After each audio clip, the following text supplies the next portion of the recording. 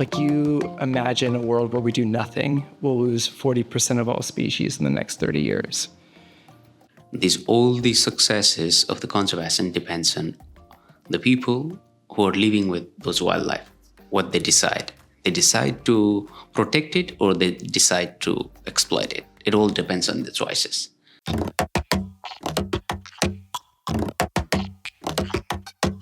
Welcome to the Future for Nature podcast. Every year, 3 exceptional young conservationists, all under the age of 35, coming from some of the most wild and remote places on Earth, are selected out of hundreds of applicants to receive the Future for Nature Award, which comes with a €50,000 prize to go towards protecting and conserving the natural world. Over time, as they've grown in number into a Future for Nature family, these young conservationists have drawn on the many lessons learned from their vastly different backgrounds, countries, cultures, and the species they protect, to offer support and learn from one another. Today we meet the 2025 Future for Nature Award winners, Anthony, Ruthmery and Kumar, as they share the stories of the species they protect and the incredible work they're doing to save them. Hello, my name is Ruthmery Pillco. I'm a wildlife ecologist coming from Cusco, Peru. My name is Anthony Waddle. I'm a conservation biologist, and I'm coming from Sydney, Australia. Hi, my name is Kumar Paudel. I'm from Greenhood, Nepal. I'm a conservation researcher and practitioner. It's really good to meet you both.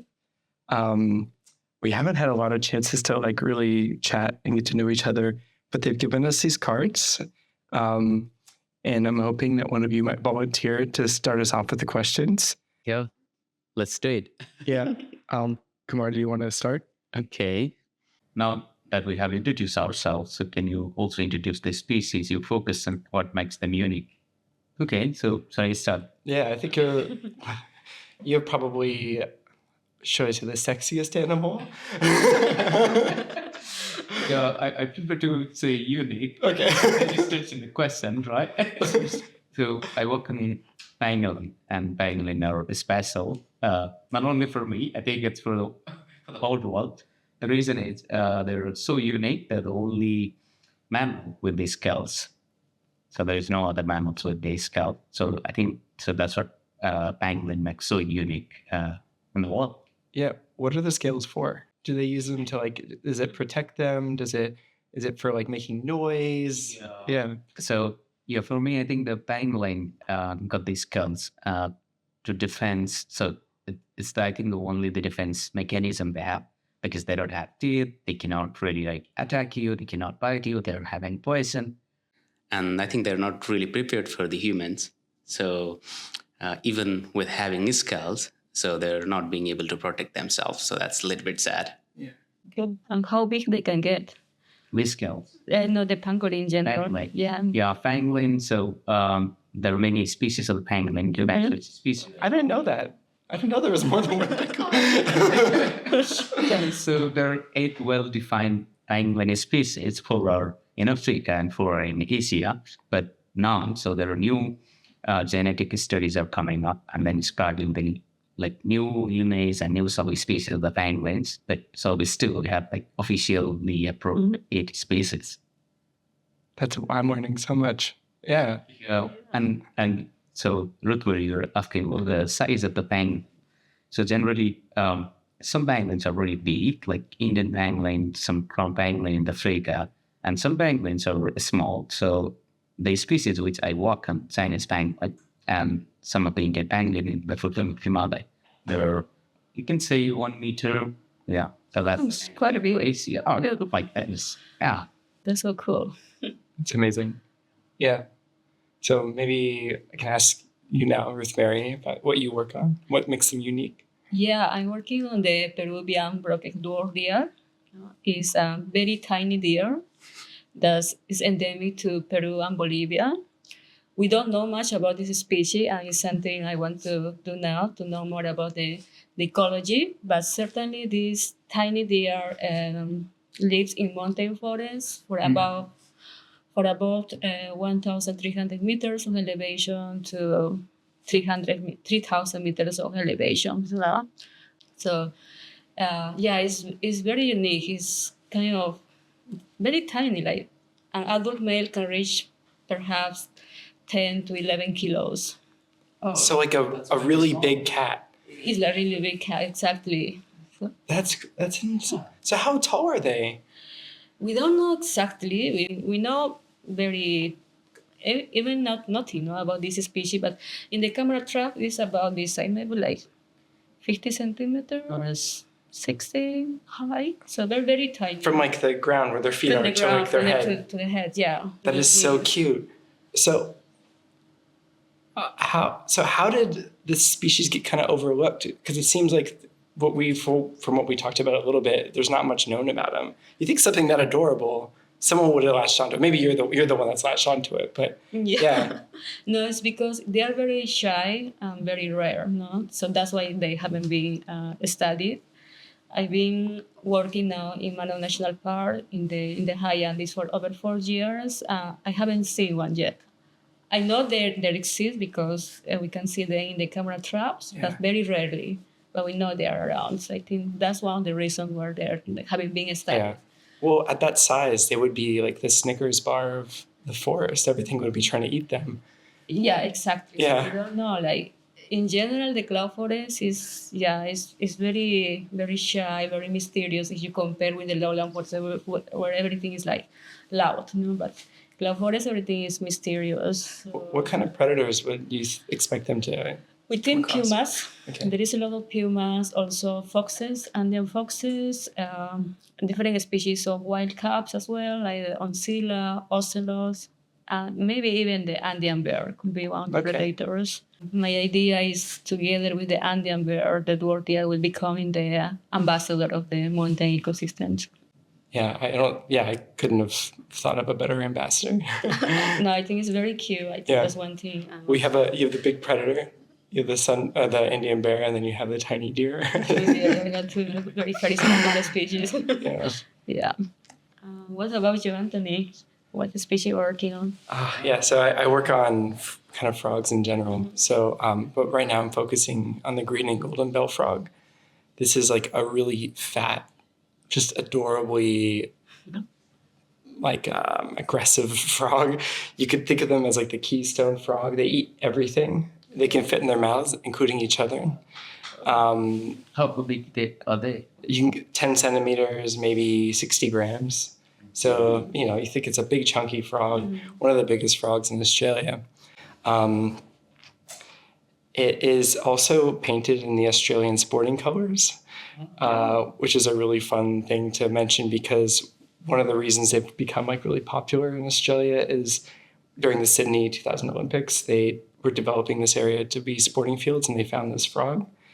And this biologist named Arthur White, he was like, oh, we need to protect this species. It's not doing well. And they agreed. So they set aside this area. And now it holds the last like large remaining population of the frogs in Greater Sydney.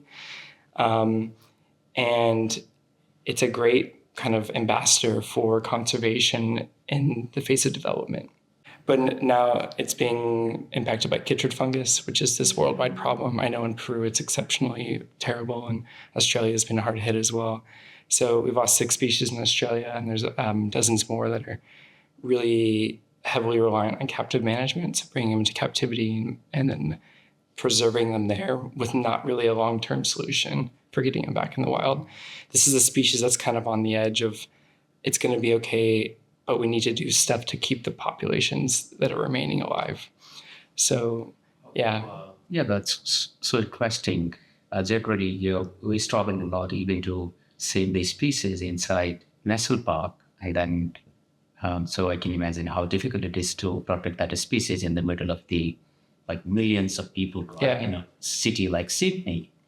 I think it must be super challenging. Right? So the thing with chytrid is these frogs were doing great in national parks. They were doing great in people's backyards. And chytrid is the only issue. So I think of it as a great challenge, but also a solvable challenge because you have one problem. Climate change is a much more complicated issue to solve, whereas chytrid it's this pathogen. It's ravaged amphibians all over the world. It's the worst invasive species on the planet. it sounds like an exaggeration, but nothing else has caused more extinctions. But the habitat is still there. You can conserve something if all the pieces are there. If the habitat was completely destroyed, there would be no future for that species except for in captivity. So we have one challenge, and it is overcomable. When I first started working on it, I didn't think it was something we could overcome, but like, I think we're getting pretty close. We have solutions. It just takes a bit of creativity and hard work. As you know, you have to kind of build things from nothing. And I think the right people are working on this problem all over the world now. And there's kind of like this global kind of mind shift. Okay, these are the solutions we should be focusing on. But what we've done is created artificial habitat, which are these like $40 frog saunas that are just a pile of masonry bricks that you put out in the sun. Frogs like them. Like I said, they like to live in urban environments. They crawl into the bricks, they heat their bodies up. And that's kind of the form of vaccine that we used in the past. And when they clear their infections, they are resistant. So you kind of give them the ability to vaccinate themselves. And that's more of like a medium-term solution, because we could put these out. They have way less maintenance, and you can kind of propagate resistance to this really nasty pathogen into the population. But how is the fungus get transmitted to the frogs? So like in a community, like it can transmit between individuals that actually come into physical contact. It can swim. So there's a spore stage of the fungus that is motile. It swims. It's just like a tiny tadpole. It's attracted to amphibian skin. Wet substrate, so like the ground, leaves, any of that stuff. But mostly it's spread around like larger geographical distances, likely by frogs moving around either naturally or by people moving them. But yeah, we'll get into it more as we go, but I think maybe we should move on to the next question before I bum everyone out about Kitchener. I can go on and on about that. Yeah. So okay, let's see, what is that? What is specific traits does your species face, and what are your solutions to address? About that a little bit. We kind of naturally went there, but maybe we just reiterate it in like a very... the solution, and so what are the solutions you're working on? For the pangolin, so what we're trying to do is we're trying to control the poaching at the local level, and also trying to break the international trade chain, because the pressure for the pangolin is not only local bushmeat, it's coming internationally from the international traditional medicine demands, right? So that's what we're trying to do. So basically, deterring people for participating in poaching and then illegal trade network, and supporting law enforcement agencies, how they can break that chain and then secure the pangolins in the wild habitat. So that's what we're trying to do in Nepal. What would, I can go next.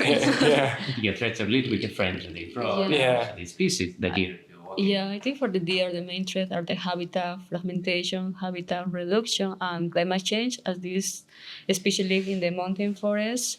There is lots of threats in the bottom part, like deforestation, mining, but in the top we have grazing, fire. So pretty much, the mountain, the cloud forest system is getting reduced over time. So I think what we're trying to do now is to work with communities, but also with the government, to build corridors, corridors, but not the traditional corridors, climate corridors, to create connectivity between the lowland forest with the highland ecosystems, and also environmental education with the nearest communities, so people can be aware first to know what species do they have. Like we have communities living a few hours from the national park, but if you ask, do you know what do you have? They say, no, we don't know. No? So we are losing this identity. So first is for them to know what species do they have, raise awareness, and start building this resilience between people and nature. So what about you, Anthony? So what solution you're working on to save the frogs in Cindy? Yeah, so solutions.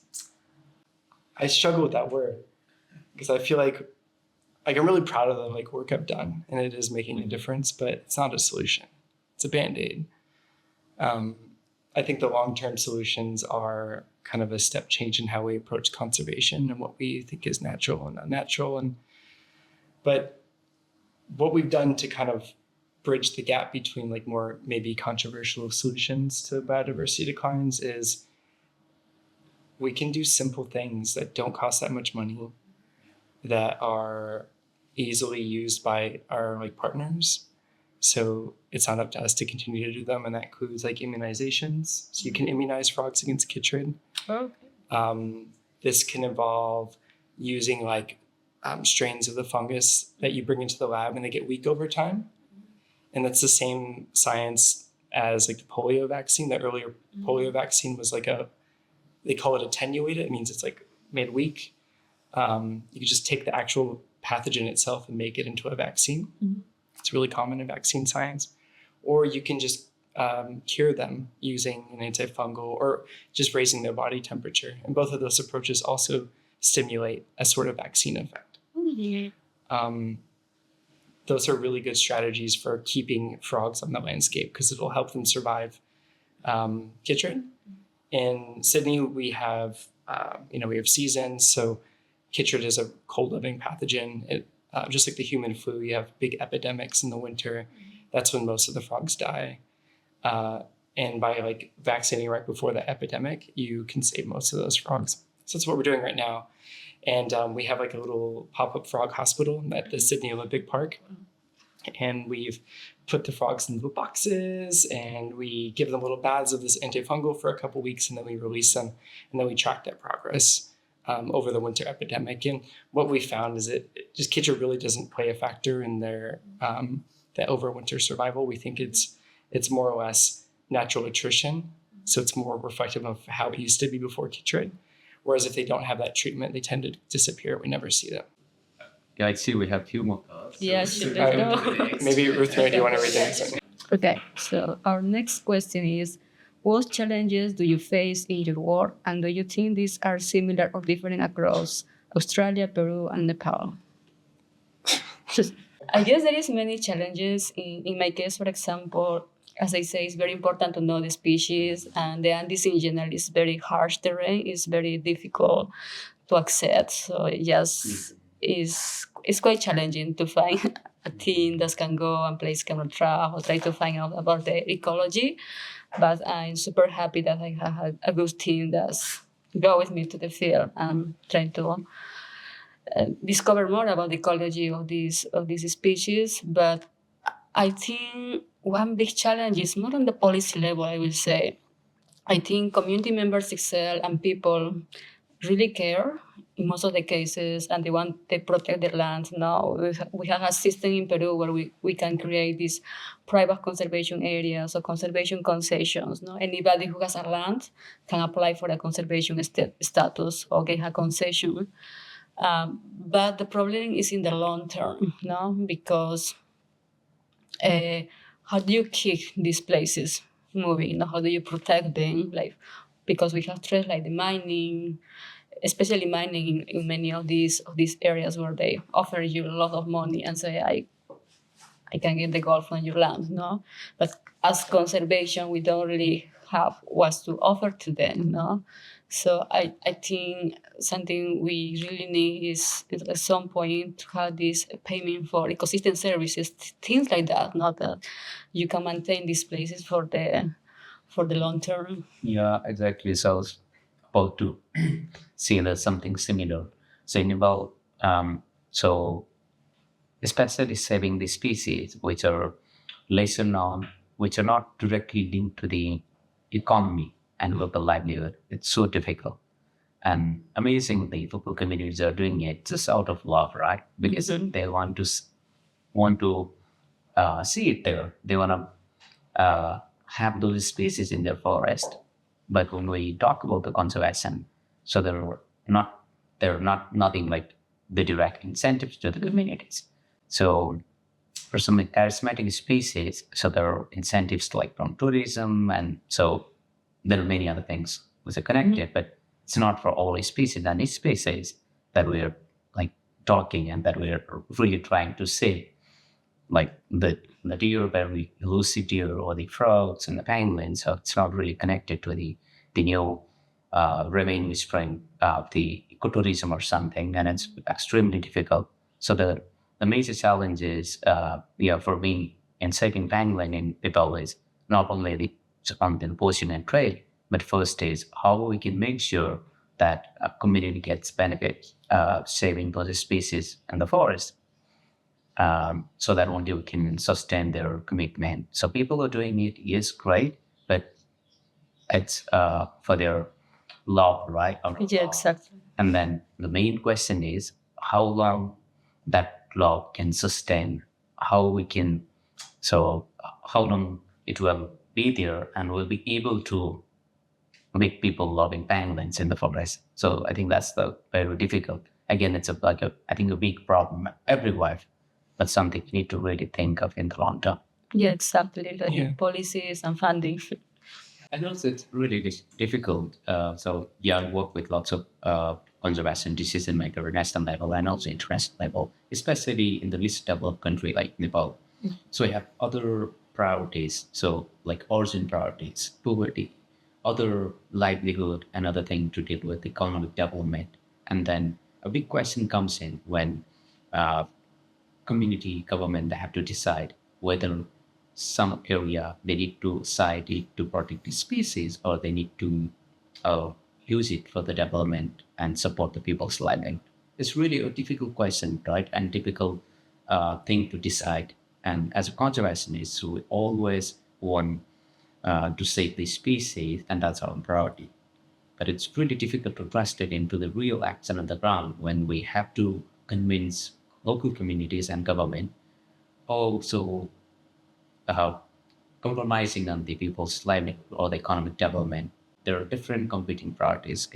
Yeah, especially I think this is more relevant to maybe the Peru as well. And For developing countries. like Nepal, so are really struggling to build the better lives actually. One thing like I've always like been really honest with myself about is that conservation costs money. Yeah. We typically don't make any money for the government, but it's about this like preserving this kind of ethos of stewardship that like if like you imagine a world where we do nothing, we'll lose 40% of all species in the next 30 years. So if we do nothing, that's the rate of extinction will take us there. And it's like if you had 10 species from your like favorite ecosystem and you had to choose 6 of them within your lifetime, then your kids have to do the same thing, and then their kids have to do the same thing. It leaves this legacy of like a sterile, barren, concrete world. Maybe it's just like palm oil plantations in cities. And then how we can incentivize the conservation so that it also supports people's livelihood. Because at the end, if people have to, so when they're hungry and then they don't have food, then if their life is miserable, then we cannot really ask them also and expect them to like saving the species in that landscape, right? Yeah, what a luxury. What a luxury to care about that when you're hungry. Yeah. Right. So it sounds a little bit rude, but that's the real ground situation, right? I don't think it's rude. I think it's sensible. If you can't feed your family, the last thing you're going to care about is, I think caring about biodiversity is a luxury of having a comfortable life. Yeah, So, and then that's yeah. something we need to change, right? So how we can make biodiversity conservation not as a luxury, but also part of the people's life, right? So that's really, again, so there is no like single solution to it, but something I think so we need to work together to find that solution and make it possible. So it's easy to say, and I think so this is what's happening in the global conservation everywhere. So we're saying, oh, so there are so many species are disappearing, we need to save. But at the end, all these successes of the conservation depends on the people who are living with those wildlife, what they decide. They decide to protect it or they decide to exploit it. It all depends on the choices. And I think all the like solution we're working on the science and all is how we can change their choices from exploiting to saving. All right. Yeah. Wow, what a good conversation. But I think, yeah, I totally forgot we had microphones for a moment. I might just move us along to the next question. So this next question is a really good one. It says, as the new Future for Nature Award winners of 2025, what inspired you to apply to this award? Thanks, man. Yeah, I think I will start on this. So, in Future for Nature Award, the best thing I like about FFN is the community and family. I know many FFN winner, and with some of them I have even worked very closely in conservation. So I really like the community, the sales, mentorship, and support. Definitely, yeah. So the award prize money is also thing because we already talked. So we cannot do conservation without resources. But even more than prize money, so I think the community is the best thing. That's why I applied for it. What about you? Yeah, I think my case is the same. It was the family and the community. I follow Future for Nature through social media, so it's also an inspiration to see the winners, the work that they're doing, and how they are collaborating. And I think more than ever now we need to work as a community, as a family, especially people who are working on conservation, listening their own experience, their own challenges. I think this is very beneficial. That helps to keep going and keep motivating because I think everybody in the country they have different challenges, but at the same time are similar things. So I think that's what's really striving me to apply for that. Is to be part of this family community. What do you? Yeah, I'm going to parrot everything you said. Yeah, community is like the thing that keeps us going, because I'll just go off what you said. We have teams and stuff, but I don't know about you, but I often feel like I'm just by myself driving everything forward.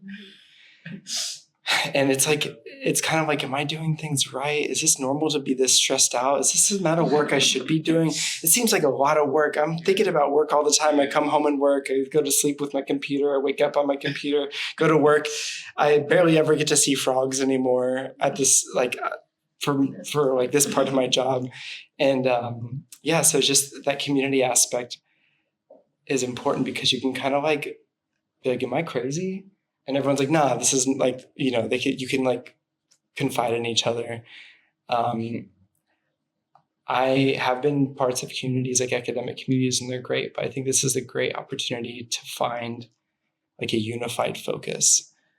And when I applied, I really made an emphasis that like, this is a community that like is priceless. So you can talk to people that they have like maybe a generation of knowledge ahead of us now. They've been through the battles. Maybe they've been through the like, I need to like make legislation now for this new thing that I developed. And those are challenges that seem insurmountable alone, but like with a community are probably not that challenging. They connect you with the right people. And in my career, it's been about being in the right place at the right time with the right skill set. And and why I applied is, you have to step in the ring.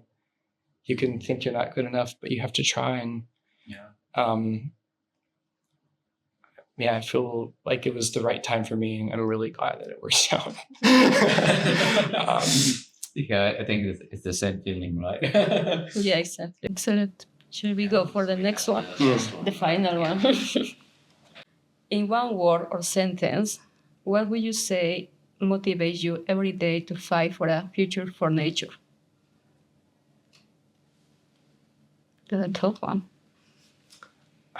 I love animals. That's as simple as I can put it. Yeah. And I think for me it's yes, the next generations can enjoy what we have. They can still see, in my case, the cloud forest, the animals living there.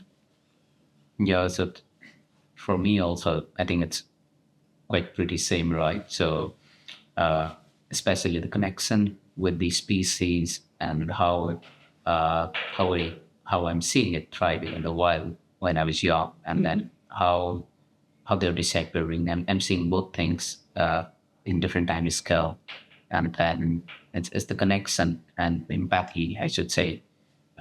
So that really drives to walk to set them. Well done. No. I think we did an excellent job getting through those questions. And yeah, this was such a great opportunity to talk. Yeah. So yeah, thank you for listening. This is Anthony signing off. Yeah, also thank you for listening our chat and our conversations. And Kumar. Well, thank you for listening. It was an amazing conversation. I'm Ruthmery.